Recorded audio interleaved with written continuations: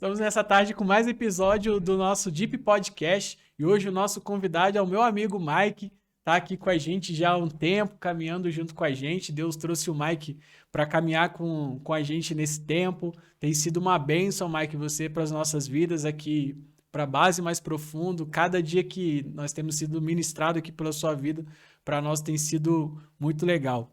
E hoje a gente vai falar um pouco sobre um tema que eu sou apaixonado. Para mim, isso é o combustível da igreja, é o respirar da igreja, é o pulsar do coração de Deus. Nós vamos falar sobre oração. Oração como estilo de vida, né? Aquilo que, no meu ponto de vista, cara, é imprescindível na vida de um cristão. Não tem como se relacionar com Deus sem orar. Eu entendo, mas que Deus ele tem muitos meios da gente de falar com a gente. Mas nós só temos essa via, né, para poder chegar a Deus. Pelo menos é a mais comum. Se tem outra, eu não conheço. Né? Se dá para se comunicar com Deus com mímicas ou de outro modo, eu não conheço. Sim. Mas eu sei que essa é a via mais comum, é por meio da oração. Então, eu queria que você abrisse aí o teu coração, ministrasse as nossas vidas nessa tarde, falasse aí o que está no teu coração, aquilo que você carrega. A gente já vê isso na tua vida, isso é muito claro, é muito nítido, e é muito bom estar aqui contigo, cara. Fala com a gente. Jesus, ele dá uma afirmação quando ele vê o templo em Jerusalém, e ele vira para os discípulos e ele diz, cara, minha casa vai ser chamada casa de oração para todos os povos.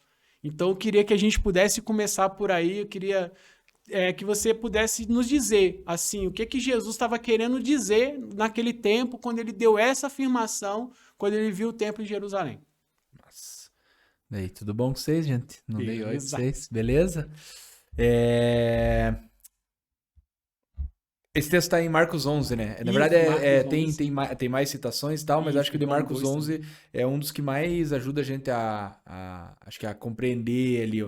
É interessante que o relato de Marcos é um pouquinho diferente de como tá nos outros, né? João, se não me engano, não, tenho certeza, eu não lembro o texto agora, mas ele cita 2 vezes Jesus fazendo isso até. Tipo, acho que tem um no começo, acho que é no 2, né? 2, e aí, se não me engano, tem nos últimos capítulos lá, ele cita de novo a situação. Não se sabe ao certo se aconteceu isso 2 vezes, ou João, tipo, tava querendo fazer uma teologia ali e mostrar isso acontecendo 2 vezes pra, tipo, reforçar que aquilo foi uma parada muito importante, sabe? Sim. Possível também, né? Mas, enfim, o fato é que a palavra de Deus mostra pra gente isso muito evidente, tipo, Jesus fazendo isso, indo lá no templo, ficando brabo com o que acontecia no templo e, no meio disso, citando a questão de minha casa ser chamada casa de oração e tudo mais. E no texto de Marcos, eu acho que é um dos que mais ajuda a gente a entender o cenário pelo seguinte. Ele faz basicamente o seguinte. Um pouquinho antes de contar o templo, ele conta a história da figueira, né? E um pouquinho depois ele volta pra figueira. Isso mesmo. Então, isso ajuda, acho que, a captar mais ou menos o que estava rolando ali. Uau. Então, como que eu enxergo isso, né? Quando Jesus, um pouquinho antes, vai lá na figueira para comer, porque ele estava com fome, ele olha a figueira com muita folha, né? Figueira, tava chamando atenção a figueira, chamou a atenção de Jesus ao ponto dele ir até ela para comer. Quando chega lá, não tinha fruto. Só tinha folha. Poxa, essa figueira me trollou aqui, né? Me enganou. E aí Jesus amaldiçoou a figueira, né? Aí Marcos imediatamente corta para Jesus indo pro templo. Uau. Assim, cara, não é o acaso, tipo, né? Acaso, relatar isso tão claramente. E daí fica mais claro que Jesus vai no templo, faz o que está acontecendo e volta para a figueira mostrar para os discípulos, né? E daí, por que eu acho interessante olhar para esse paralelo? Porque é basicamente a mesma sensação que os povos tinham quando chegavam no templo, era a sensação que Jesus tinha quando chegou naquela figueira. Cara, o templo grandioso, cara, que negócio pomposo, gigantesco. E ainda nesse tempo, né, contemporâneo de Jesus, o templo era maior ainda do que o templo de Salomão, porque Herodes tinha feito 1000 ampliações e tudo mais. Então ele era um templo muito pomposo, muito cheio de folha. Só que a hora que os povos tentavam chegar lá, cara, não tinha fruto. Não tinha o que comer. Porque tinha muitas atividades, tinha sacrifício, tanto tinha sacrifício que vendia-se um monte de animais lá para poder sacrificar. Então a operação ali no funcional da parada tava a todo vapor, tava mais do que nunca, porque se fazia comércio até com aquilo. Mas na prática mesmo, que era E daí na fala de Jesus, acho que ajuda, fica bem claro, porque ele fala, minha casa será chamada casa de oração para todos os povos.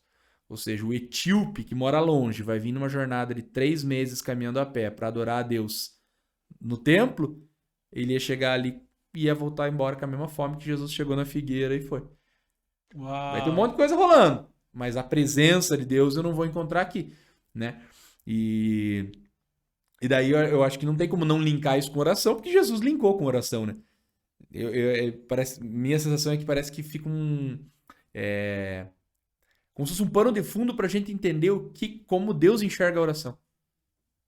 Cara, Jesus estava falando que os povos iam chegar ali com fome, iam voltar com fome, porque não tinha oração.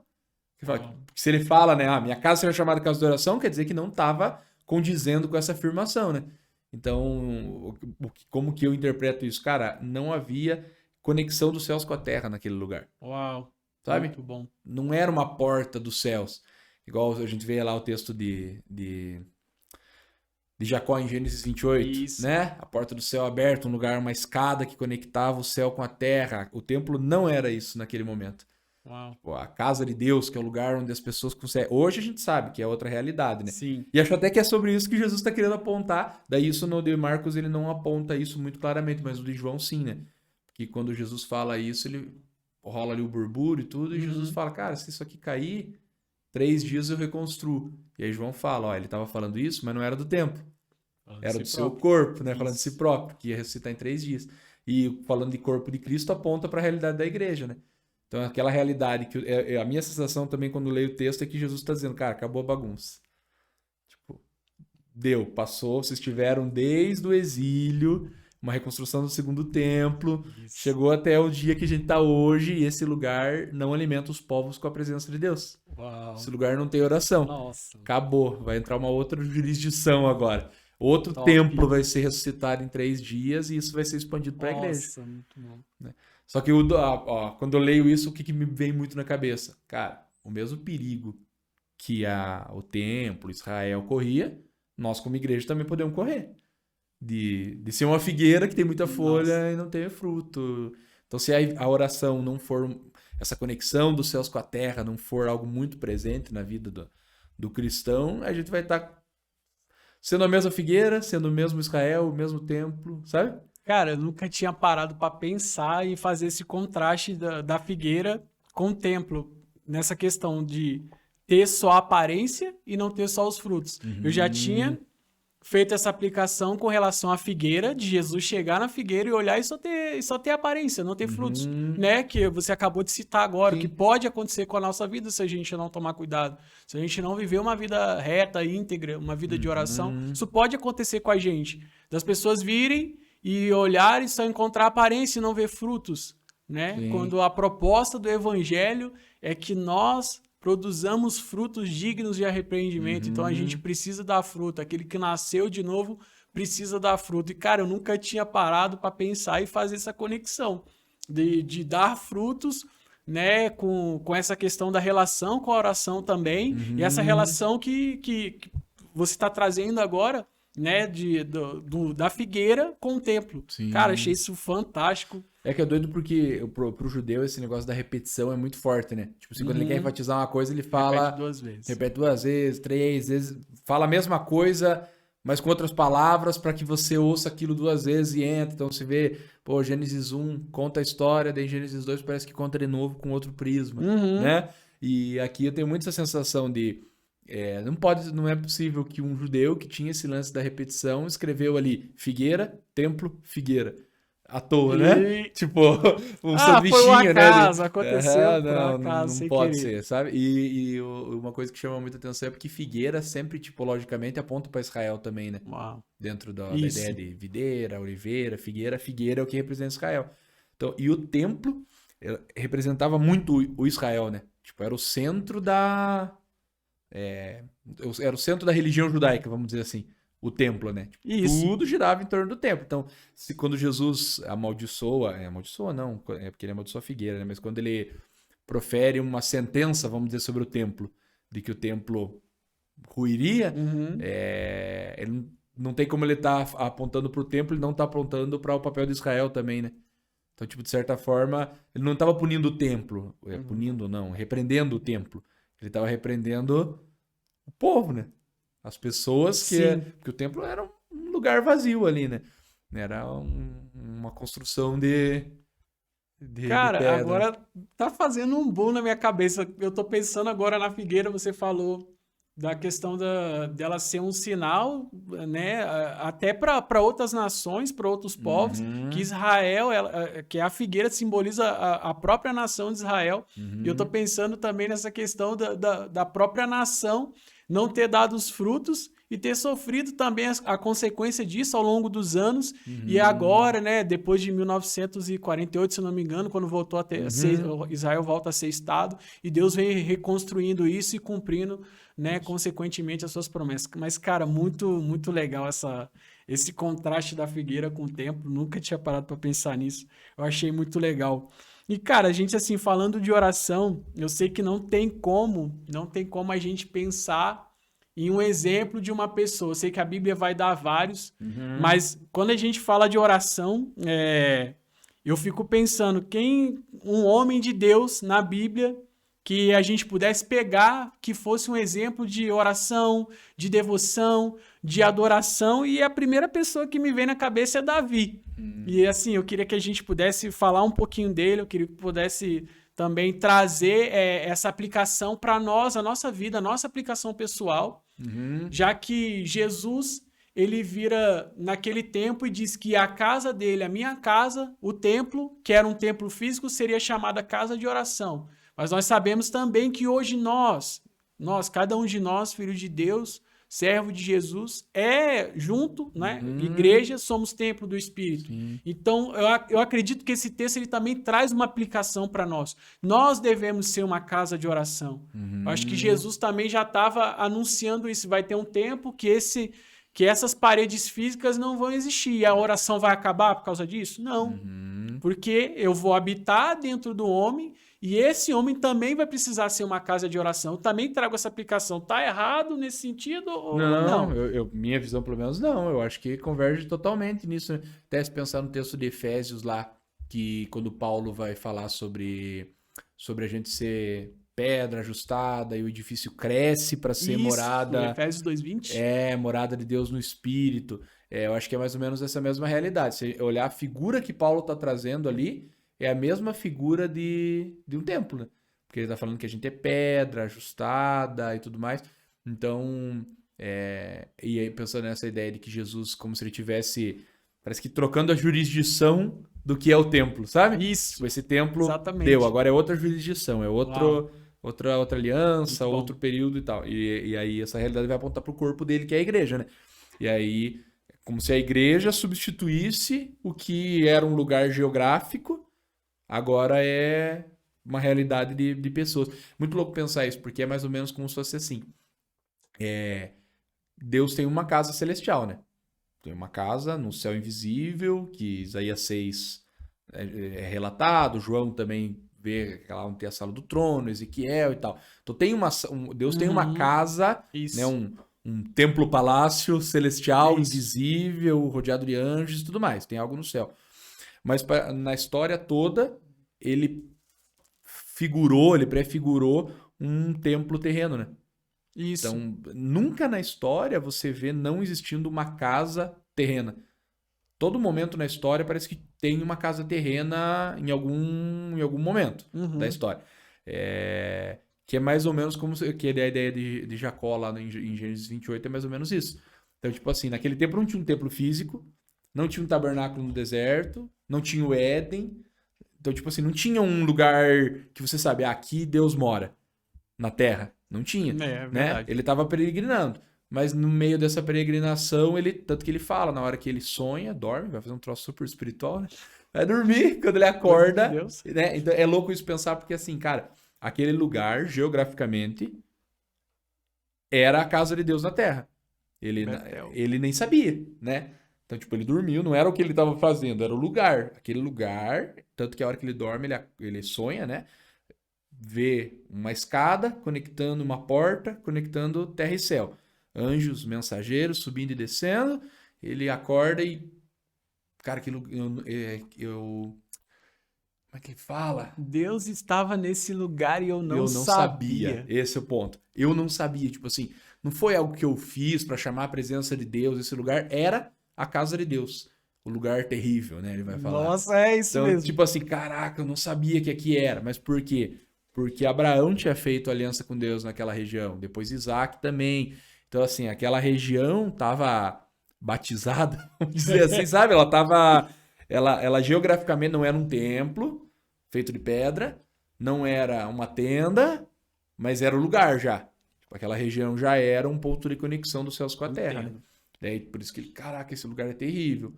Terrível por quê? Porque a presença do Deus que muda tudo tava ali, né? Tanto que transforma a vida de Jacó a partir daquele momento, né? O cara que enganava o pai, né? E quando eu vejo esse texto, eu lembro de João capítulo 1, a gente tá falando de templo, tá falando de casa de oração, tá falando de vida de oração, tá falando dessa conexão que a oração faz do céu com a terra.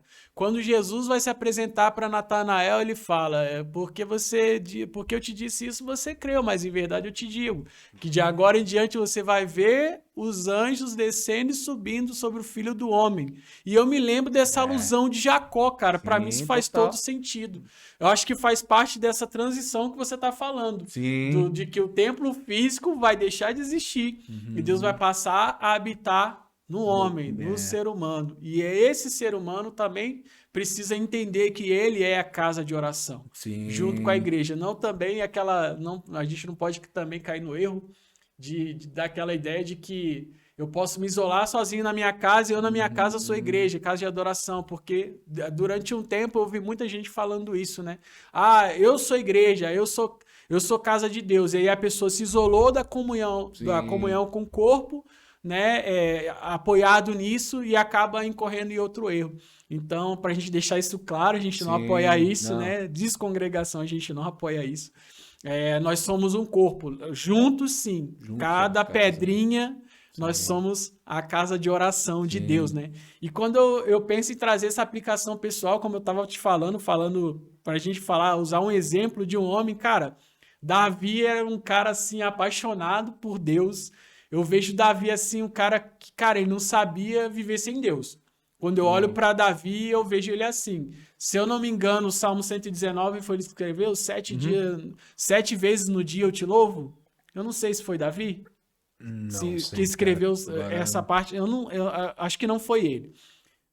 Eu acho que eu me enganei, não foi ele. Mas, cara, isso não muda o fato de que Davi era um cara louco, apaixonado. Uma das coisas que eu consigo enxergar muito claro na vida de Davi, assim, ele é ungido rei, passa aquele monte de anos fugindo de Saul, e daí ele é primeiramente ungido em Hebrom, né, antes dele assumir o trono de Israel, e quando ele vai para Jerusalém para ser ungido rei em Israel, e ele é ungido, a primeira providência que ele toma é trazer a arca de Deus.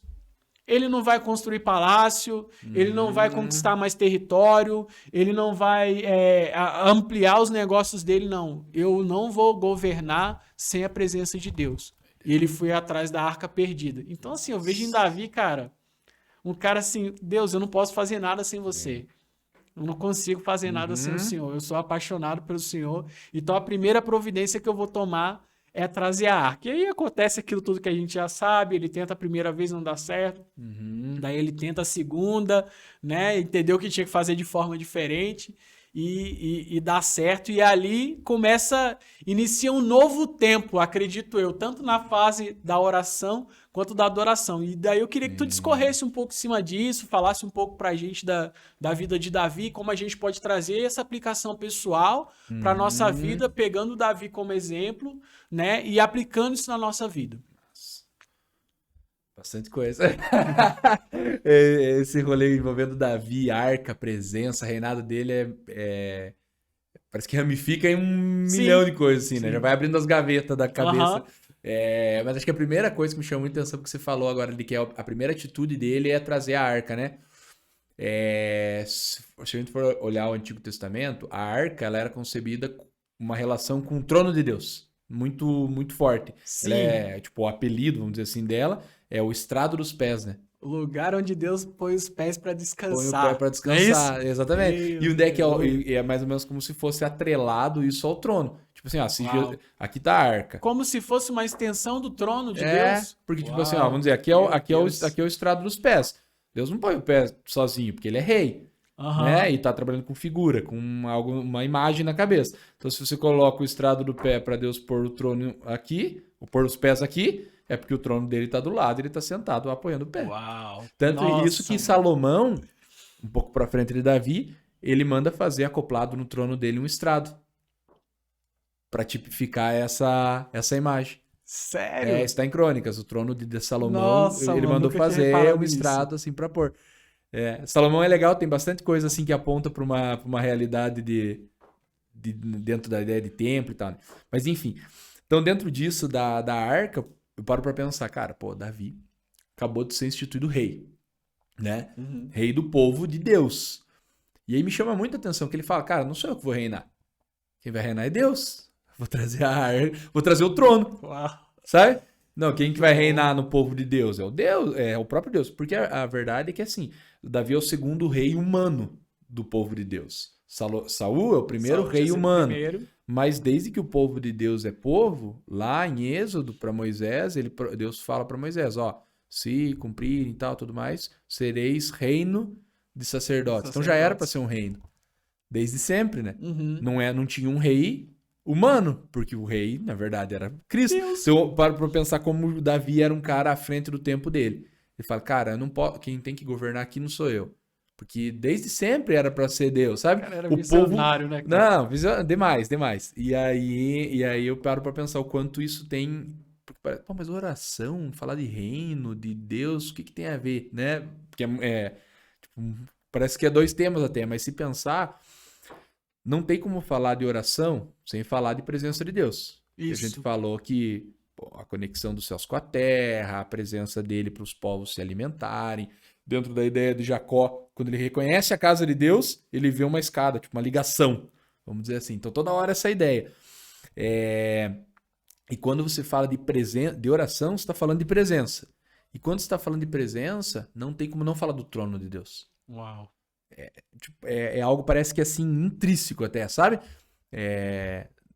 Porque, Deus está em todo lugar. Se a gente for pensar como onipresença. Isso. Deus está em toda parte. Ainda que ele não se manifeste em todos os lugares, ele está em todo lugar. Não tem como. Olhos, nada escapa do olho de Deus. Aconteceu uma coisa onde for, lá tá a onipresença de Deus. Agora, a presença manifesta dele é outra conversa. E essa presença manifesta de Deus, se a gente for olhar fazendo análise dessas situações, ela sempre está atrelada ao reinado de Deus. A oração também. A oração também, total. A oração é o que conecta, só que tem um aspecto de reino de Deus, sabe? De senhorio de Deus, quando a presença manifesta. Sim. E eu acho que é mais ou menos isso que Davi está trazendo. Tipo assim, cara, eu vou trazer a arca para o centro do meu reinado, na capital do meu reinado, que vai ser Jerusalém. Eu vou pôr o trono de Deus no meio para que todas as pessoas tenham acesso a esse reinado de Deus. E isso nunca tinha acontecido. As pessoas não tinham acesso à presença de Deus. No tabernáculo de Davi, é a primeira vez que a arca é colocada num lugar e as pessoas, os levitas, podiam adorar a Deus tipo, ali, do lado da arca, do lado do trono, assim. É como se Davi falasse, cara, a presença de Deus, a onipresença está em todo lugar, porque Davi é quem escreve, se suba aos céus, lá está, se desça ao mais fundo do abismo. Então ele sabia esse aspecto da onipresença. Ele fala, cara, mas a presença de Deus reinando é só onde está essa arca, né? Ela é móvel, eu levo para os lugares, mas é só onde está essa arca, porque ela é o trono de Deus. Então, tá pegando, tá fazendo sentido? Não sei se tá muito confuso, porque eu tô dando umas voltas, mas... Não, tá fazendo sentido porque tá convergindo com o que, assim, eu já entendia, tipo, você tá falando, fazendo ligação da oração com o reino de Deus em si, o trono como o lugar a partir de onde Deus reina. Sim. E Davi traz esse trono para Jerusalém quando ele é ungido rei. Para quê? Para que Deus reine. Sim, exatamente. Para que as pessoas tenham acesso a esse reinado, acesso a essa presença. E daí é louco pensar, porque pensa assim, ó, comigo. Do céu, mano. E não tem como desatrelar o aspecto de oração, presença e reino. Por quê? Por exemplo, um parênteses aqui, mas que eu acho que talvez seja importante. Em Hebreus, quando fala, entrai confiadamente na sala. A chegar desconfiadamente ao trono da graça, Hebreus 4:16. 4:16, isso mesmo. A fim de achar, isso mesmo, a fim de achar misericórdia em tempo oportuno. Mas qual que é a ideia? Entra na sala do trono da graça. Por quê? Porque Deus nunca sai do trono. Ele tá no trono dele. Ele tá no trono dele. De novo, falando de oração. Falando de oração, de novo tá ligado à oração. Então a oração e o trono tá sempre presente. Por que eu acho importante falar desse aspecto do trono quando fala de oração? Porque Deus não tá presente onde ele não reina. Tá com a onipresença. Mas a presença manifesta é só onde ele reina. Nossa, muito pertinente. Sabe? Onde ele tá reinando, tem a presença dele. Como que a gente percebe isso? Cara, a arca, ela representava o trono, representava o reinado. Só que quando os filisteus levam ela lá, ela não traz vitória para os filisteus. Mas era o trono. Mas por quê? Porque Deus não reinava. Uau, que isso. Então não era objeto místico, né? Não é o objeto Deus em si. Deus nunca faz isso com o objeto, com uma parada que vai abençoar, né? Então era o aspecto de Deus estar reinando. Cara, minha presença está reinando, vocês estão querendo, a minha vontade está sendo obedecida, minha palavra. Tanto que no tabernáculo a voz de Deus falava entre os dois querubins da arca. Tá. Mas tipo assim, é a presença de Deus que descia? Mas fazendo o quê? Falando. Palavra, ordem, obediência. Então tipo assim, se a palavra de Deus, a presença desceu, falou, mas não obedeceu... O que aconteceu com os próprios filisteus. Você falou, onde a presença de Deus não é honrada também, não pode haver reino. Correto? Então não era o objeto em si, porque o que causou para os filisteus foi o contrário disso, né? Sim. Eles foram feridos com peste, com maldição, e eles falaram, mande-se embora daqui. Imagina a presença de Deus lá e, cara, imagina a cultura filisteia, o que eles faziam lá? Pecaminosidade, tudo fora da, né? Eles introduziram a arca no templo de Dagon, né? Sim. Quando a arca foi para Filístia. Então, cara, quando a gente pensa assim, nessa aplicação pessoal, falando de reino, falando de trono, e esses elementos que a gente está convergindo aqui agora na vida de Davi, como que a gente pode, assim, tentar trazer, a partir do que Davi, né, nos ensina com tudo isso, o que isso traz de aplicação prática para a nossa vida, para a vida pessoal de oração? Eu, Marcos, você, o Mike e quem tá ouvindo a gente. Como que a pessoa pode pegar isso e falar assim, cara, isso aqui, o que eu tô fazendo, quando eu me tranco no meu quarto, eu fecho a porta para orar, não é um simples blá, blá, blá, eu falar para lá e Deus escuta e pronto, acabou, e Deus me respondeu. Tem outros elementos que circundam isso, né? Pelo menos, cara, assim, eu amo esse tema, eu tô sempre estudando, tô sempre lendo sobre, procuro ter uma vida prática de oração, mas quanto mais elementos eu posso trazer para isso, para que eu me aprofunde e melhore a minha vida de oração, é melhor. Para mim, eu entendo, né? Então, assim, o que você acha que a gente pode tirar, assim, de um elemento principal da vida de Davi e trazer como aplicação pra gente hoje? Cara, eu acho que o quanto isso era central na vida dele, sabe? Já vou explicar um pouquinho melhor o que eu tô querendo dizer. Mas se você olha para essa buscada da arca para trazer para Jerusalém, às vezes a gente olha muito para o aspecto de Davi trazendo a arca, pô, legal, na primeira procissão dá errado lá, ele faz da maneira errada, mas aí na segunda, quando ele vai trazer do jeito certo, depois de 3 meses, ele faz a procissão com zelo, sacrifica um animal a cada 5 passos, tem todo um zelo naquilo. Mas o ponto-chave é por que ele estava fazendo aquela procissão? Era para trazer a presença para o centro do reinado e ficar lá por 33 anos. E enquanto durou o reinado de Davi por 33 anos, a arca teve lá e teve uma tenda funcionando 24 horas por dia, onde as pessoas adoravam a Deus e onde qualquer um podia entrar lá e ter contato com a presença de Deus. Davi é o mesmo cara que ele faz isso no primeiro ato do reinado, né? Só que é o mesmo cara que antes até mesmo de ser rei, já adorava a Deus, já tinha uma sala de oração individual, adorando atrás das ovelhas. Ele já tinha uma devoção pessoal com Deus. É o cara que amava Jesus meio que... Sabe, em tudo na vida dele tinha um aspecto de, cara, eu quero viver obediente. Aí Samuel vai lá, Samuel unge Davi. Fala, Davi, você vai ser rei. Legal. Fica esperando, vai levar marmita para os irmãos. A hora que ele chega lá, ele escuta falando da premiação para Golias. Metade do reino, a família não paga imposto, e começa a ouvir a premiação e vai casar com a filha do rei. Pô, meu Deus disse pra mim que eu ia ser rei. Eu sou da família de ninguém. Acabaram de falar que que quem matar esse filisteu casa com a filha do rei. Sabe, a promessa do meu Deus com aquilo que eu quero viver, com essa situação agora. Então, Deus prometeu que eu ia virar rei. Essa situação agora oferece uma oportunidade de eu me entrar na família real. Uhum. Cara, o que eu vou fazer? Eu vou matar esse gigante.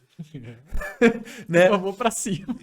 Por que eu tô falando desse aspecto? Porque, não, mas ele não tá falando nem de oração. Mas, cara, ele era um cara que a vida inteira dele era comprometida com Deus. Uhum. Então, assim, cara, nesse momento, todo mundo com medo desse gigante. Eu acredito que Davi também tinha a coragem dele, né? O tanto que ele se ira do filisteu tá, tipo, xingando o povo de Israel, que era o povo de Deus. Ele tinha um zelo no coração por Deus.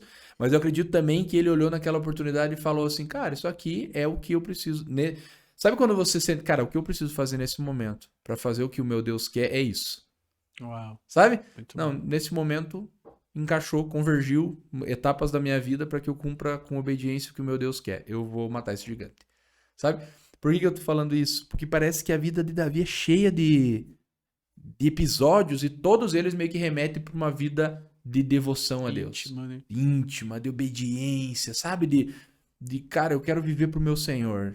E aí a gente vê a primeira ação dele como rei, é trazer a arca pro centro.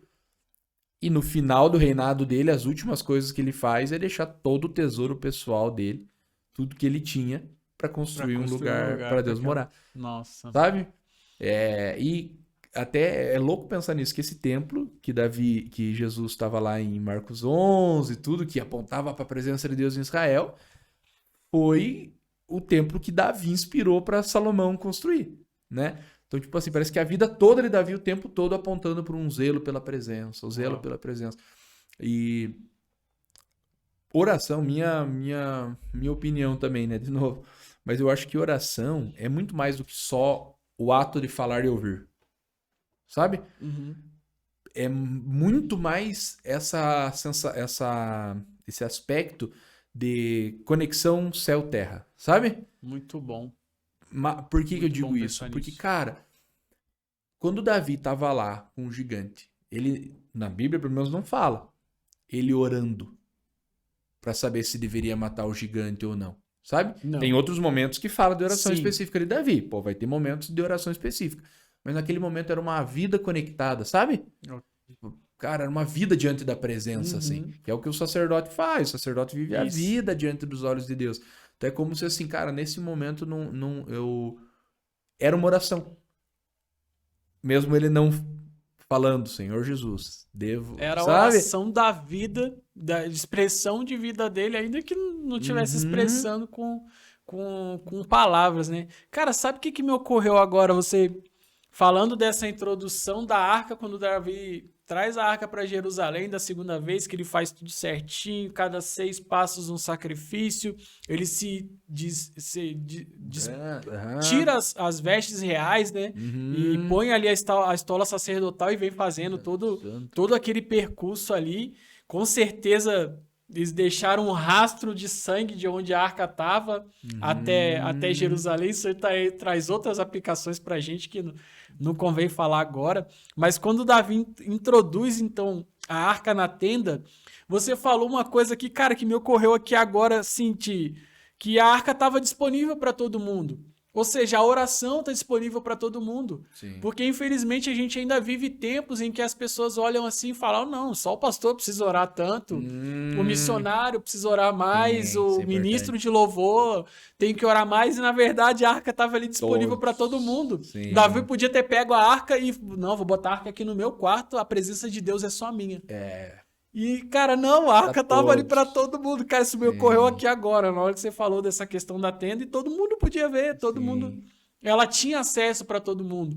Deus deu acesso pra todo mundo, o véu foi rasgado. Não tá mais limitado a presença de Deus, o acesso à presença de Deus através da oração não tá mais limitado só ao sacerdote. Então, acho que essa aplicação a gente podia tomar pra gente aqui hoje, agora é essa. O acesso tá liberado para todo mundo, não é só pro sacerdote, não é só pro levita, pro ministro de louvor, para quem tem cargo na igreja, para quem evangeliza, para quem é missionário, é para todos. Para todos. O acesso a Deus através da oração é para todos. Nossa, mano, cara. Muito top. Cara, muito massa. Isso que Davi, você falou esse negócio da subida ali, né? De indo até um lugar. Tem um autor, acho que é Matthew Lilley o nome dele. Ele fala uma parada sobre o aspecto da procissão que, cara... Nossa, quando eu li a primeira vez, assim, de chorar, assim, cara. Sabe quando você tá lendo, você, meu Deus, que coisa mais linda. Deus. Ele fala que porque Davi tem muitas atitudes dele que, tipologicamente, apontam para Jesus, né? Tipo assim, ações que ele teve. Por exemplo, o Salmo 22, né?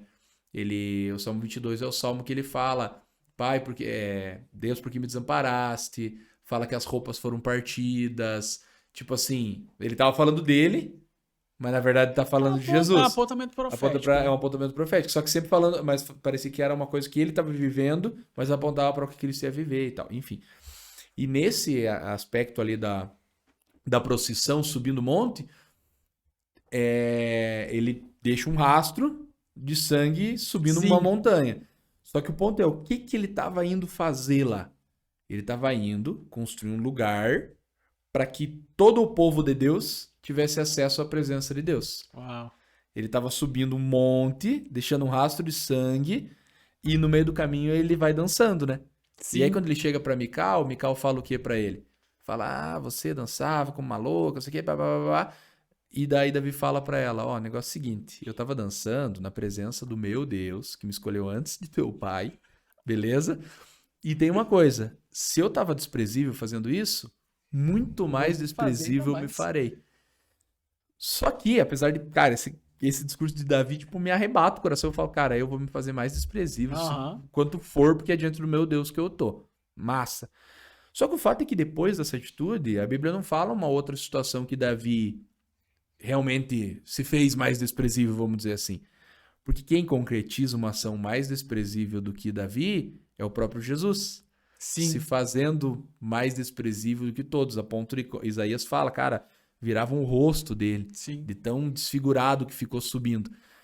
E aí ele aponta para Jesus, essa ação de Davi subindo esse monte.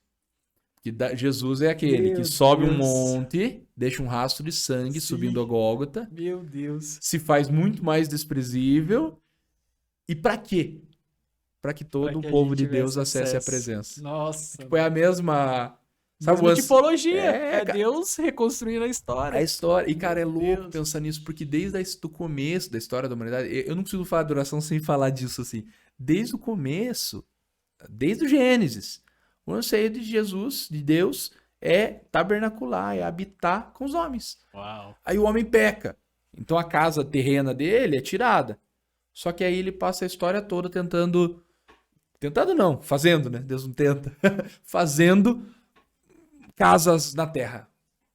Casas, depois depois eu tenho com os patriarcas, esses pequenos santuários onde Jacó encontra. Sim. Depois vai ter um tabernáculo com Moisés.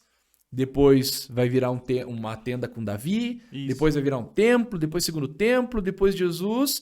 E aí Jesus transmite isso para a igreja, essa realidade, através disso que a gente está falando. E aí é louco porque Paulo, lá nesse texto que a gente falou de Efésios, ele faz uma coisa que é muito de escritor que manja do que está escrevendo mesmo. Porque ele começa o texto de Efésios 2 lá, ele fala, porque Apolo regou, Apolo plantou, eu plantei, Apolo regou, mas o crescimento veio de Deus. Qual que é a figura que ele está usando? É de jardim. Isso. Aí do nada, ele muda para, mas vocês são pedras, no mesmo escopo de texto.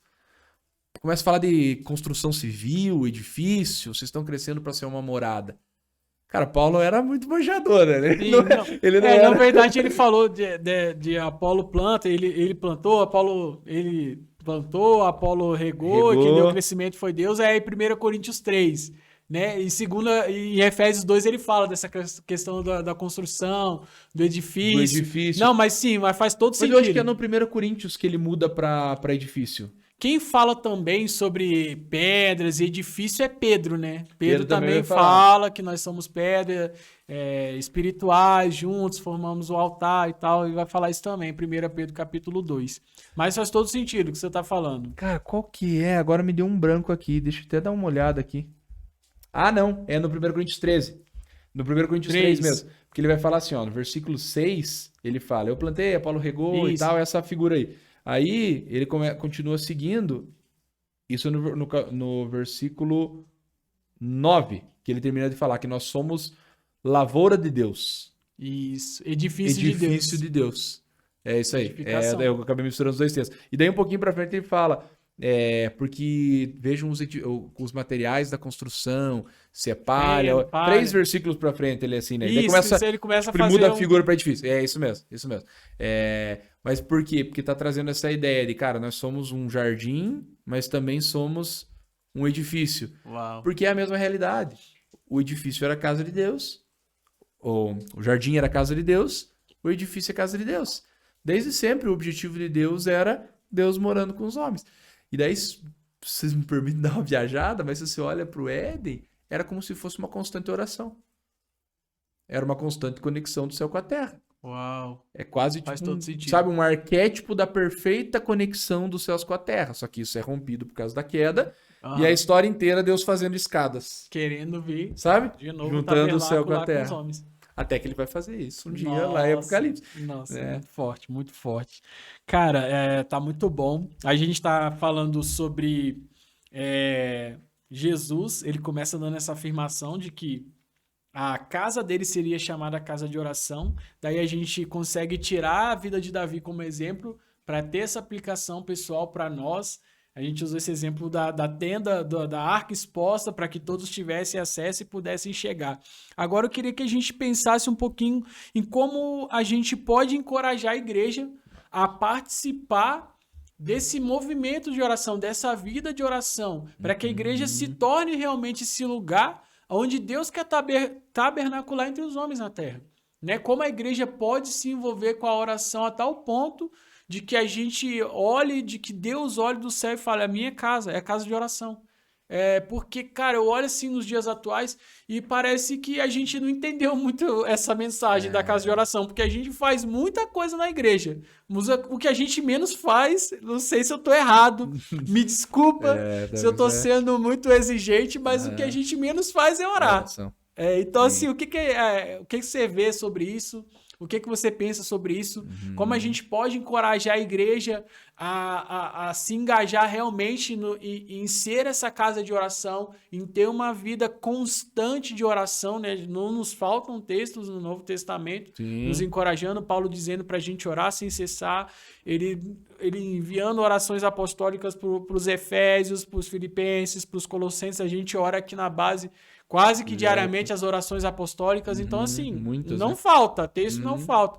Então, eu não sei se há uma falta de compreensão melhor da coisa ou se realmente a gente ainda está perdido um pouco dentro disso, justamente porque não entendemos que a oração está ligada com o reinado de Deus, com o tabernacular de Deus na terra, com a morada de Deus na terra. O que você pensa sobre isso? Cara, concordo com você. Eu acho que... Que bom, não tô herege. Antes de pensar numa solução, eu queria levantar mais um problema. Mas que nem é parecido com isso que você falou. Dentro disso, porque, cara, a igreja faz muita coisa. Sim. A igreja é muito ativa, as igrejas, de maneira geral, tipo assim, as denominações diferentes, as comunidades diferentes, elas são muito, muito ativas. Mas às vezes eu tenho a sensação de que é uma falta de concepção, de enxergar da maneira correta. E um parênteses nisso, até a gente olha para Davi, ele enxergou além do que o tempo dele estava vivendo. Sim. Né? Ele foi um homem à frente do tempo. Então parece que uma das chaves que a gente até aprende com Davi na hora de aplicar isso pensando na igreja é o que ele viu, sabe? O que ele viu que mudou a maneira dele. Sim. Ao ponto de, paralelo à tenda de Davi durante 33 anos, tinha um tabernáculo funcionando. Eu não me lembro agora se é Gilgal ou Siló, mas o tabernáculo continuava funcionando normalmente. Tanto que se você abrir lá naquele texto que Davi faz o censo, vai fazer o sacrifício na Era de Araúna para cessar o sacrifício, ele fala que ele não foi até a cidade, eu esqueci agora qual delas que é, mas a cidade onde ficava o tabernáculo para fazer o sacrifício, porque ele ficou com medo do anjo que ele viu no céu. Mas por quê? Porque tinha um templo lá, um tabernáculo lá, que era o normal de se fazer o sacrifício. Então, paralelo, funcionou 2 tabernáculos. Um no modelo normal do seu tempo, que era lá com sacrifício de animais e tudo mais, e um de um cara que enxergou, que concebeu algo à frente do seu tempo, que era o de Davi, que viveu segundo um modelo que é o mesmo modelo de templo, né, de relação com Deus e tal, que João vai ver em Apocalipse. Uau! Se você olhar todas as figuras, ele é muito parecido, enfim. Mas por que eu tô falando isso? Porque, cara, a concepção de Davi, a compreensão, a mentalidade dele, sabe? A cosmovisão, como ele enxergava o mundo, como ele enxergava a vida, era diferente das demais pessoas. E eu acho que a igreja tem um grande problema nisso, sabe? No conceber a oração, no entender o que é a oração. Por que eu digo isso? Porque às vezes a gente pode ter, sei lá, muitas atividades que funcionam legal, só que se a gente olha a partir dessa concepção de presença de Deus, reinado de Deus, tal, cara, mas não tá tendo isso. Puxa, então será que é pra Deus mesmo? Será que Deus tá contente com isso? Sabe? Tipo assim, cara, será que não é só folha? Parece fruto, mas será que não é só folha? Sabe? É fácil de acontecer isso. Eu vou dar um exemplo bem simples, assim, que eu acho que ajuda a ilustrar isso. Sei lá, uma ação social que seja, sei lá, entregar sopa num lugar X. Cara, amém? Tem que fazer atos de justiça e tal. Mas qualquer um que faz. O que a igreja tem diferente na sopa que ela entrega? A igreja é uma casa de oração, uma conexão do céu com a terra. Ela entrega a sopa, mas no coração dela ela quer que aquela pessoa conheça Jesus. Isso. Se surgir uma oportunidade, ela não vai perder. Isso. Sabe? Não, mas eu estou entregando sopa e de repente alguém ali pediu um pedido de oração, uma parada assim. Você aproveitou aquela oportunidade? Se não aproveitou, era só sopa. Se aproveitou, era a igreja se manifestando como casa de oração, conectando o céu com a terra. Então, sabe, eu tô usando um exemplo de sopa, mas acho que serve daí para qualquer atividade da igreja, sabe? Cara, essa atividade conecta os céus com a terra, a gente tá preocupado com a vontade de Deus, com a presença dele, com vidas tocadas, sabe? Pô, se a gente estiver fazendo isso, a gente tá dando importância para a oração. E daí eu acho que isso responde um pouco o porquê que as reuniões de oração são tão vazias, porque talvez nem tem reunião de oração, esse tipo de coisa. Sim. Porque, cara, talvez falte a concepção, sabe? De entender a...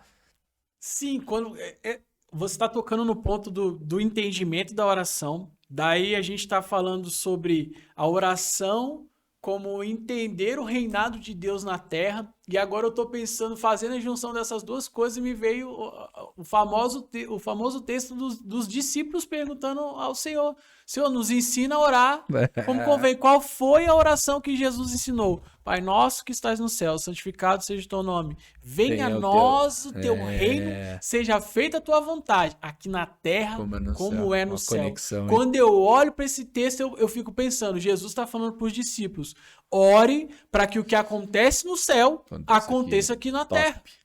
Sim. Conexão do céu com a terra. O reinado de Deus que já acontece no céu e é soberano, acontecendo também aqui na terra. E olha a sopa, por exemplo. Por que eu entrego a sopa daí?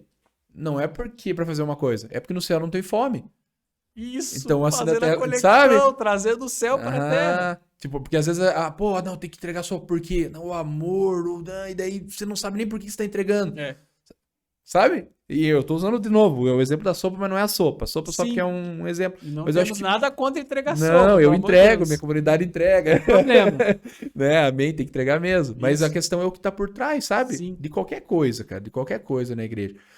E se perguntou o que fazer, né, pra igreja. Sim, encorajar a igreja. Cara, eu acho que tem duas coisas, assim. Se fosse pra dizer duas coisas que eu olho na vida de Davi e tiro e, cara, se a gente olhar pra Davi, talvez a gente aprenda com isso. Uma é essa questão da concepção, sabe? Quero entender as coisas. Às vezes, sabe, não só entender a oração, mas se aprofundar em Deus, sabe? Para entender as coisas do reino dele. Eu sinto que quanto mais a gente entende, mais a gente faz consciente e mais tempo dura aquilo que a gente faz. Porque quem faz sem entender o que tá fazendo, uma hora vai se perguntar, por que eu tô fazendo? Isso. Eu não sei. Porque daí entra um pouco a relação de escravo e filho, né? O escravo trabalha, mas não sabe por que tá trabalhando. Mas por que você tá fazendo esse serviço? Eu não sei. Mas por que você não para? É porque eu tenho medo? Porque eu preciso fazer? E fica nessa relação de né? Tô fazendo. Mandou fazer. Mas uma hora para de fazer. O escravo uma hora para. Todo mundo que se relaciona com Deus e faz coisas sem... Então, pô, não, eu vou orar, preciso orar. Eu já vi muito isso acontecendo. E eu já fiz isso muitas vezes. Sim, eu também. Cara, não, eu vou perseverar em oração, porque tem que, sabe? Mas temos que perseverar. Dura. Sim, não dura não daí. Dura. Porque não entende o porquê, sabe? Não entende o que tá por trás. Agora o filho faz as coisas sabendo, cara. Ele sabe o que é o negócio do pai, ele sabe por que ele tá fazendo, ele sabe o que vai convergir naquilo, ele conversa com o pai fala sobre o trabalho com ele. Então, sabe, tem uma relação. Nossa, então ele, cara, top. por que eu vou orar? Porque é do meu pai, sabe? É o reino do meu pai. Isso. Pai nosso que está no céu, não começa assim? Você tá trabalhando numa instituição, na instituição mais poderosa da Terra. Sim. Então, cara, isso é motivo suficiente para a igreja abrir os olhos e se engajar nisso. Eu oro muito aqui na base para que a gente tenha entendimento do nosso lugar em Cristo. A Bíblia diz que nós estamos assentados com Cristo nas regiões celestes, acima dos principados e potestades do ar. Cara, a Bíblia diz em João 17, Jesus orou, Pai, que eles conheçam o teu amor, que o Senhor revele a eles o seu amor, que é o mesmo amor que o Senhor tem por mim. Então eu oro muito para que a gente tenha um entendimento disso, porque aí essa mente de escravo vai cair. Sim. Eu não vou mais trabalhar porque eu tenho que fazer. Eu já fiz muito isso também. Nossa, eu ia pro lugar de oração forçada, arrastando. É lógico que tem dia que a gente precisa se disciplinar, é outra coisa. Disciplina é uma coisa. Agora você ir porque vai, porque... Sim. Mas tá indo por quê? Não, nem sei porque que eu tô indo. Porque eu tenho que ir. Sim. Cara, foi muito pontual isso que tu falou. Então, assim, a gente ter esse entendimento do nosso lugar de filho, que você tá trabalhando em um reino, que é uma instituição poderosa, a mais poderosa da Terra. E que, cara, não tem como dar errado. Se você olhar pelo prisma de Deus, sim. Deus ele é vencedor desde o princípio. Você tá trabalhando para alguém que é vencedor, ele é o seu pai. Nós somos escravos de Cristo, correto? Porque a tradução certa para servo é escravo, mas ele não nos trata como tal e nós, filhos, nem nos sentimos como tal. Nós somos filhos de Deus e agimos como tal. Né? O filho, como você falou, ele está trabalhando nos negócios do seu pai porque ele entende o que o pai está fazendo na terra. Sim. E daí ele quer cooperar com o que o pai está fazendo na terra. Ele quer ver o que o pai está fazendo, né? Sim, a gente quer ver acontecer. Eu quero ver o reino de Cristo se estabelecendo na terra. É para isso que a gente ora, é para isso que a gente trabalha, é para isso que a gente dá a vida aqui, para isso que a gente entrega a nossa vida para a missão, para isso que a gente tem o nosso texto predileto aqui da base é Atos 20, 24, não ter a vida como preciosa. Então, assim, é isso que move o nosso coração. Não é o serviço pelo serviço. Sim, não é o fazer pelo fazer, não é o ir pelo ir. É por isso que a gente tem uma vida de oração, é por isso que a gente incentiva a igreja a orar, incentiva as orações pessoais das pessoas pessoalmente a ter uma vida de devoção, uma vida de intimidade com Deus. Nossa, muito bom. Espero que isso abra, né? Abra a visão de quem estiver vendo, abra os olhos da igreja para a gente compreender dessa maneira. Deixa eu falar uma coisa, porque você tocou num ponto ali louco de não entender o poder da igreja. Eu fiquei pensando, eu lembrei de uma frase do Mike Duke, ele fala assim, cara, o meu desejo, é no livro Cultura de Oração, ele fala assim, o meu desejo é que você se desperte para a realidade de que uma senhora de joelhos orando no seu quarto tem mais poder que o presidente dos Estados Unidos. Uau! Sabe? Cara, tem, forte. Porque a Bíblia fala isso, sabe? Muito que a oração do justo é poderosa em seus efeitos. A gente vê lá Cornélio. Cara, Cornélio, o cara nem crente era, nem, né? Não conhecia Jesus. Mas a Bíblia fala que as orações dele subiram como um memorial para Deus. Subiram para a memória de Deus. Tá cara, anotado na entendeu? História, meu irmão. Memorial, tocou a memória de Deus, sabe? O que tocou? As esmolas dele, né? As ações dele, mas a oração junto. Todos os avivamentos, cara. Movido por oração, despertado por oração, tipo mantido assim, por oração. Claro que pode ter tido um ou outro que não nasceu de um cara orando, porque Deus é Deus, faz como ele quer, né? Às vezes, né, teve um avivamento no meio da guerra lá entre os confederados e tal. Beleza, exceções, né? Mas, no geral, cara, é sempre envolvendo a oração. Daí eu paro pra pensar, cara, será que a gente quer um avivamento? Será que a gente quer o reino de Deus descendo? A gente quer o trono dele se estabelecendo? A gente quer que essas coisas aconteçam? Porque daí pode ser um fato de que a gente não quer, mas pode ser um fato de que a gente não entendeu.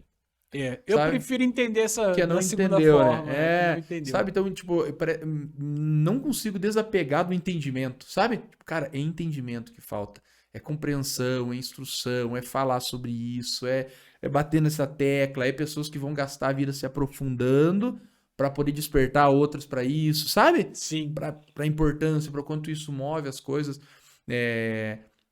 Falei, por exemplo, o exemplo de sopa. Tudo na vida. Se a pessoa não ora e não tem a vida com Deus, e daí entra o rolê do entendimento. Ela precisa abrir o entendimento, a concepção, para perceber que, cara, se eu não fizer isso, nada do que eu fizer vai ter sentido.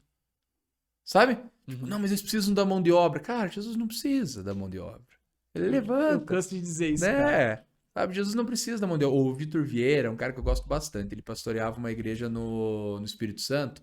Agora ele tá lá no IHOP, mas quando ele tava aqui, eu vi uma vez ele falando assim, cara, aqui na comunidade a gente tem turno de oração toda noite. Toda noite tem, acho que tinha 3 horas, segunda a sexta. Beleza. Falei, cara, eu não deixo ninguém ser obreiro, atuar em nenhuma área da igreja, se a pessoa não fizer um dia, pelo menos, na sala de oração.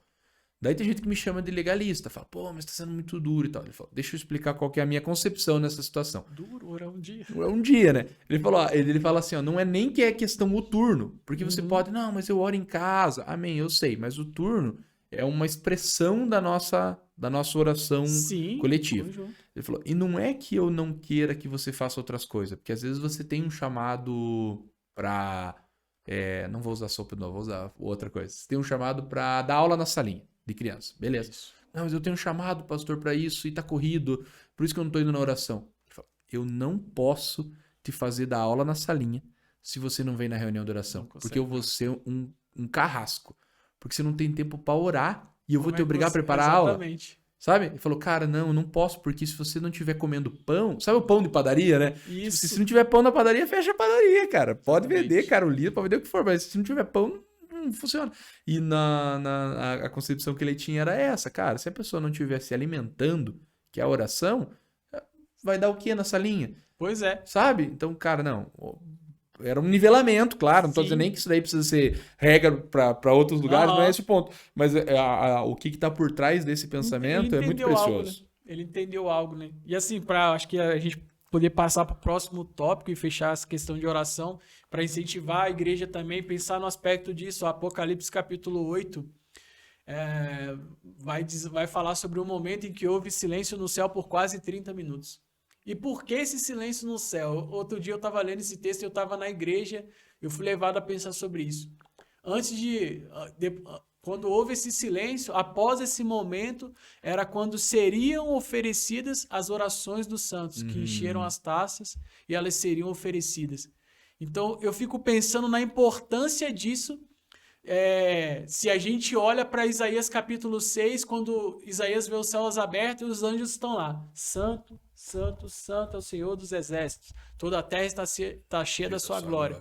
Mais de alguns 1000 anos depois, João tem a visão dos céus abertos, né? Ele é arrebatado lá na ilha de Patmos, é arrebatado em espírito, e ele vê o trono de Deus e tem lá 4 seres viventes. E eles estão fazendo o quê? Santo, santo, santo.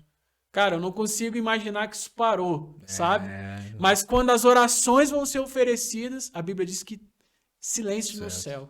Então, cara, isso no meu ponto de vista é porque isso tem uma importância muito grande para Deus.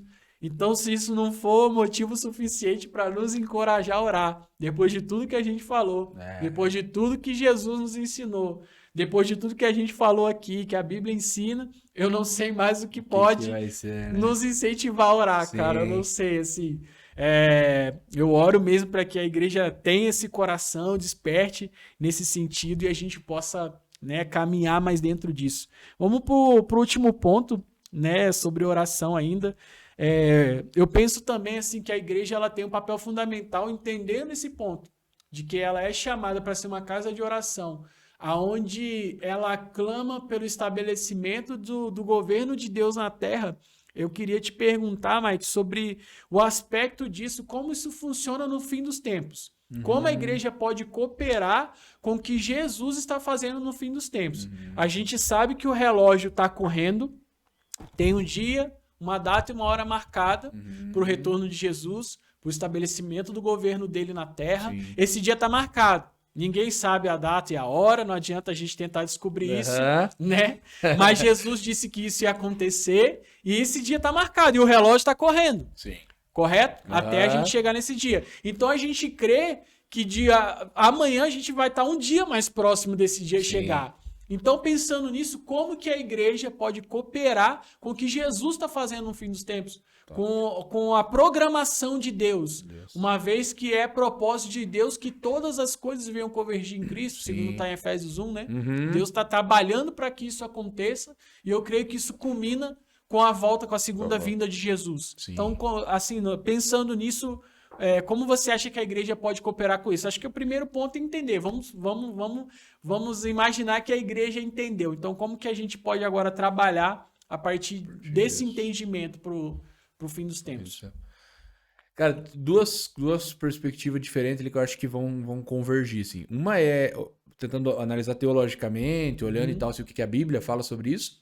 Mas uma outra coisa que também não dá pra gente, como é que eu posso dizer, ignorar, é o que a gente tá vendo Deus orquestrando, tipo, entre o povo dele hoje, assim, o que a gente vê contemporaneamente acontecendo. Acho que as duas realidades meio que convergem ali.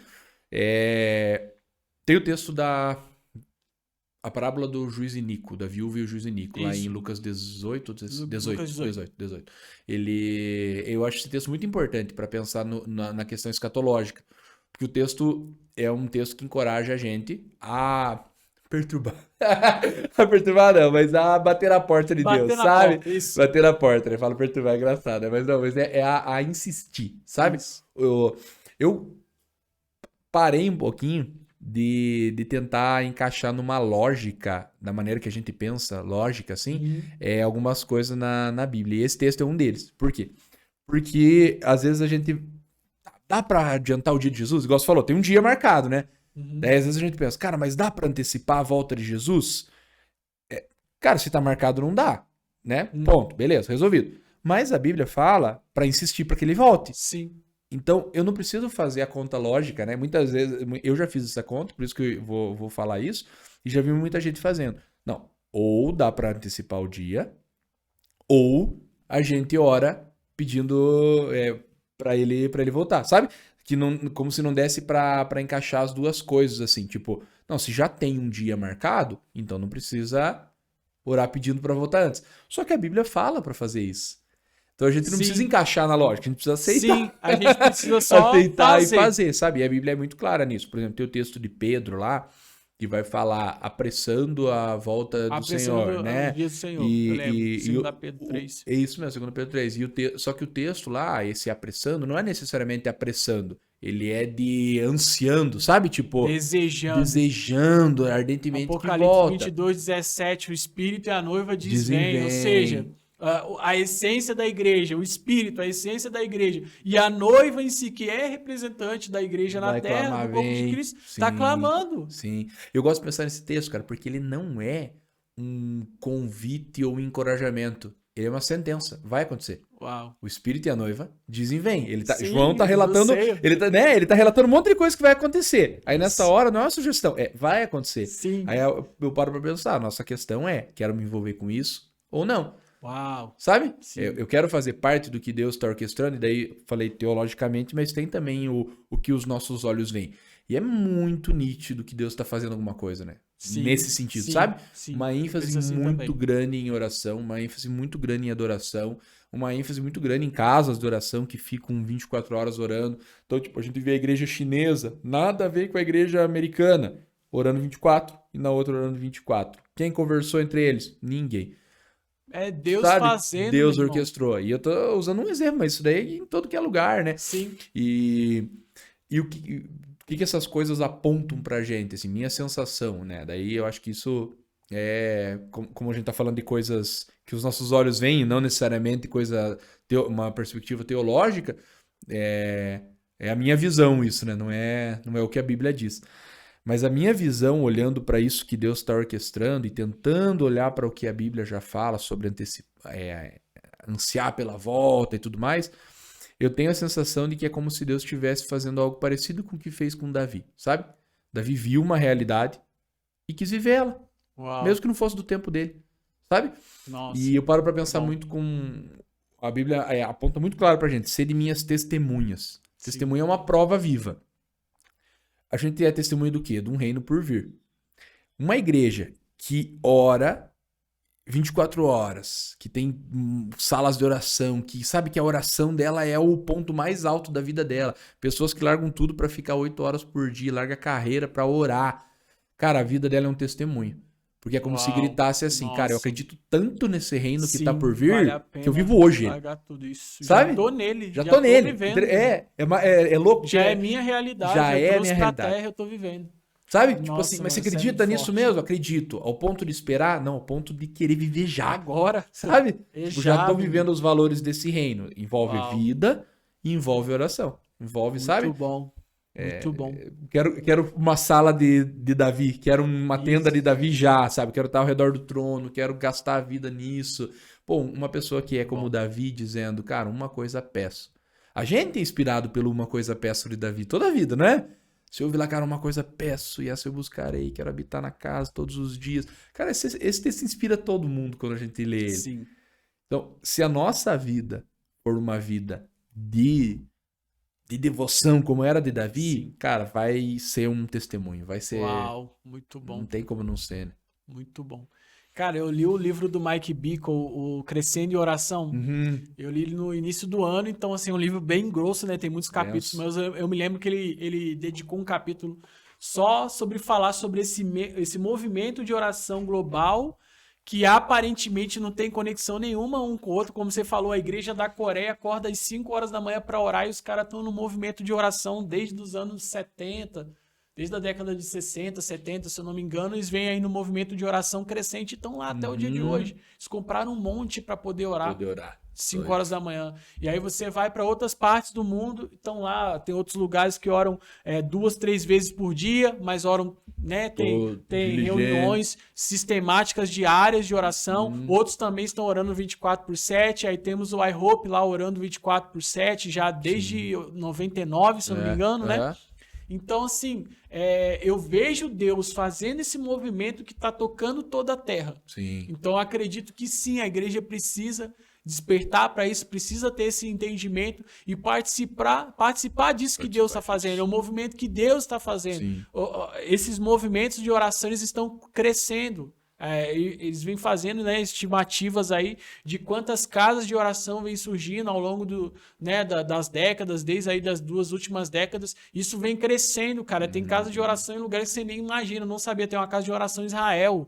Eu não sabia disso, e nesse livro relata. Tem uma casa de oração lá, tem pastor cristão lá, protestante lá. Então é um movimento que Deus está fazendo. Então eu creio sim que a igreja precisa despertar para isso. Nós, como igreja, precisamos entender esse movimento que Deus está fazendo e participar desse movimento que Deus está fazendo. Como? Orando para que o reino dele venha e o estabelecimento do reino dele aconteça aqui na terra, como é no céu. Cara, foi muito massa esse tempo. Eu quero já agradecer aqui a tua presença, mano. Muito bom estar com você aqui mais uma vez. Toda vez que você vem aqui estar com a gente, seja na sala de oração, seja dando aula, hoje participando do podcast, vai voltar, se Deus quiser, você querendo também. Então, assim, é uma honra pra gente, já te agradeço. Feliz demais poder contar contigo aqui, estar com você. E queria já te passar as considerações finais, né? Se tu quer fazer alguma consideração final, acrescentar mais algo dentro daquilo que a gente falou, quer colocar mais um posicionamento, até contar uma experiência sua que você teve em oração, fica à vontade, mano. Aí a palavra é tua. Cara, tem uma coisa que eu acho que quando você falava ali me veio, que Davi, mais do que só o entendimento, teve um entendimento sobre realidade futura e tal, mas ele era fascinado por quem Jesus era. Uau. Sabe? Eu acho que... eu sou gordo, vocês estão vendo aqui, né? Não é a câmera. Você acha que eu não sei que Coca-Cola faz mal? Eu sei. Eu li lá, eu vi o rato na Coca-Cola. Não, eu tô brincando. Mas eu já vi muita coisa falando sobre Coca-Cola faz mal. Não, Coca-Cola faz mal, beleza. Não presta, vai fazer mal. porque eu gosto. É gostoso. É bom, sabe? E eu digo isso porque, cara, às vezes a gente é muito pego pela... Não, mas eu sou mais racional. Cara, ninguém é tão racional assim. Isso. É que as pessoas confundem ser racional com ser, tipo assim, ser afetuoso, ser movido por sentimento, com ser romântico, sei lá. Não é isso. Sentimento, todo mundo se move, porque sentimento... E não é o coração que produz. Foi Deus que colocou no homem, meu irmão. A gente é Foi cheio Deus de sentimento. Que colocou o sentimento em mim e em você. Sim. Então, por o cara mais racional, mais inteligente, ele é sentimental. Porque Sim. os sentimentos são anseios, são desejos do coração, né? E quando a gente olha a vida de Davi, cara, ele não era burro, ele era muito inteligente. Sim. Ele não era um romântico tongo. Ele era muito inteligente, calculista, pensava, orava, sabe? Um cara sábio. Mas os afetos dele foram capturados por Deus, sabe? Uau. O fascínio da beleza de quem Deus é. Porque quando ele fala lá, cara, uma coisa peço e essa eu buscarei. Ele fala, eu quero estar na tua casa para meditar na tua lei e contemplar a tua formosura. Uau. Sabe? Esse aspecto da beleza de Deus, assim, capturou o coração de Davi. E se você olha todos os exemplos de devoção, de pessoas que fizeram coisas grandes, assim, envolvendo oração, sempre tinha esse aspecto do coração capturado, sabe? Do afeto capturado. Pô, você vê lá a mulher quebrando o vaso de alabastro aos pés de Jesus. Sabe? Maria escolhendo uma coisa, a melhor coisa, né? A melhor parte. Tipo, uma coisa só é necessária, cara. O que Maria queria fazer naquele momento? Muitas vezes eu já vi gente falando, cara, mas eu sou mais do trabalho. Né? Amém, gente. Todo mundo tem que trabalhar. Sim. Mas quando Jesus está na sala, não tem que trabalhar. Quando Jesus está na sala, você senta para ouvir o que ele tem a dizer, sabe? E é louco porque, cara, ela não tava ali chorando, sentimental. Ela tava ouvindo. Só sentou para ouvir. Sabe? Tipo, se o coração dela falou nesse momento, cara, nesse momento eu quero ouvir o meu mestre, eu quero ouvir o que o meu Senhor tem a dizer, sabe? Tô quase chorando, né? É que a história de Maria é muito bonita, muito cara, bom, essa parada. Né, mas então, meu encorajamento, na real, é nesse sentido, sabe? Se deixe ser fascinado por Jesus. É o que a gente precisa, é o que a igreja precisa, sabe? Cara, é compreender as coisas, é entender as coisas, mas é deixar que Jesus toque o profundo no nosso coração. Lembrar de quem a gente era e do lugar que a gente recebeu na mesa. Uau. E dar valor para essa mesa que a gente pode sentar e comer com ele e ter uma vida com ele. Amém, mano. Amém. Muito bom. Eu compartilho da tua ideia. Se eu fosse também aqui fazer minha consideração, seria essa, né? Para quem tá ouvindo a gente. A oração, o lugar de oração não é um lugar de sobrecarga, não é um lugar de obrigação, não é um lugar cansativo, não é um lugar onde eu me desgasto, não. Tem gente que fala assim, eu vou gastar tempo em oração com Deus. Eu não acho que é gastar tempo, eu acho que é um investimento, porque nada que você entrega para Deus, você não tem um retorno assim, sabe? De uma forma muito melhor, muito mais abrangente, muito mais inteira. Sim. Então, assim, eu não consigo ver a oração como um lugar de desgaste, um lugar cansativo. Pelo contrário, a oração é lugar de renovo. O lugar de oração, lugar de intimidade com Cristo é o lugar onde a gente conecta com Ele, tem intimidade com Ele. Então, eu espero que você que nos ouviu se sinta encorajado a orar, que a igreja se sinta encorajada a orar. Você que é pastor, você que é líder, encoraje o seu grupo a orar, encoraje os seus discípulos a orarem. Pastores, encorajem a sua igreja a orar. Pastores, orem, vamos orar. Isso não é jargão evangélico, por favor. Isso é a batida do coração de Deus, é o que Deus está fazendo no fim dos tempos. É a energia da igreja, é a vida da igreja, é a vitalidade da igreja. A oração é a vitalidade da igreja, é a conexão do céu com a terra. Estamos encerrando esse podcast e que Deus abençoe a sua vida.